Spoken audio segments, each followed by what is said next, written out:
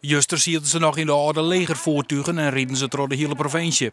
Op het Sailon in Leeuwarden waren de veteranen ere betoond met een défilé. Jood gaat het er al hier wat rustig rond aan. Maar voor de drie Canadezen is het net minder belangrijk. In het dorpshuis worden ze welkom heten. Er komen foto's naar boven van Jesterbjerm in de oorlogstijd. You remember the forum? Yes. Aha. Gewoon ouderen weten nog goed dat de Canadezen er wienen. Ik denk van 3 of 4 dagen had je west, hebben ze nog een hele grote tent in het tuin van Doemel staan.